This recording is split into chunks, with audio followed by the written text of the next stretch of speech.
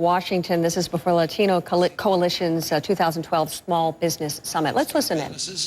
And as Hector indicated, I've helped guide the Olympics and had the opportunity to lead a great state. I learned early on that the only way to succeed in tough situations is to bring people together in a common purpose. That's how you achieve greatness. That's how you accomplish any goal.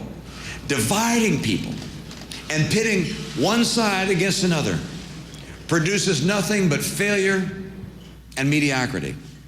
Unfortunately, we've seen way too much of that from this administration.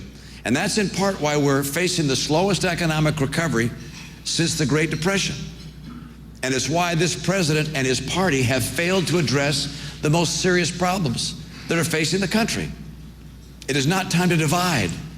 It is time to come together and remain one nation under God.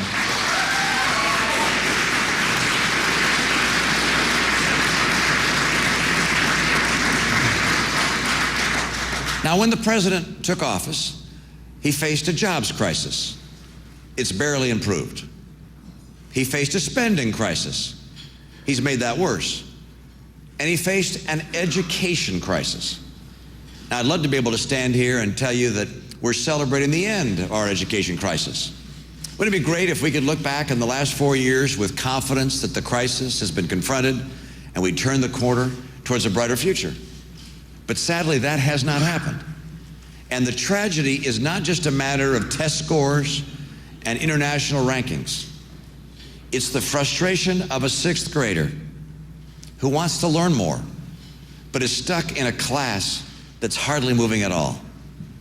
It's the embarrassment of a 10th grader who knows he can't read the books he's been assigned. It's the shame of a 12th grader who's supposed to be ready to graduate, but he hasn't mastered the skills he or she needs to succeed in the jobs of today.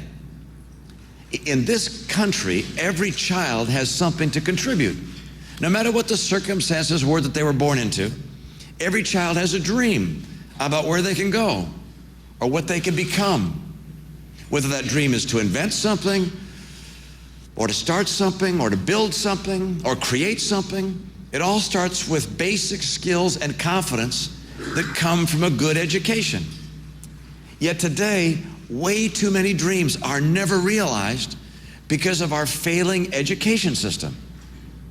More than 150 years ago, our nation pioneered public education, and yet now we've fallen way behind.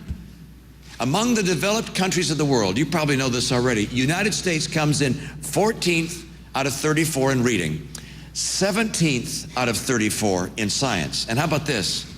25th out of 34 in math. Our public education system is supposed to ensure that every child gets a strong start in their life. Yet 1 in 4 students in this country fails to get a high school degree. Think of that. 1 out of 4. What are they going to do? And in our major cities, half of our kids don't graduate. Half. Imagine that. Imagine if your enterprise had a 25 or 50% failure rate in meeting its goal. You'd consider that a crisis. You'd make changes fast, because if you didn't, you'd be out of business in a hurry.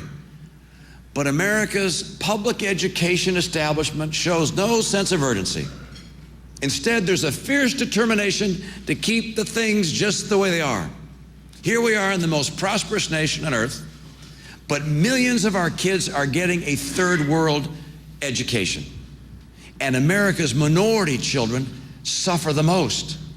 This is the civil rights issue of our era, and it's the greatest challenge of our time.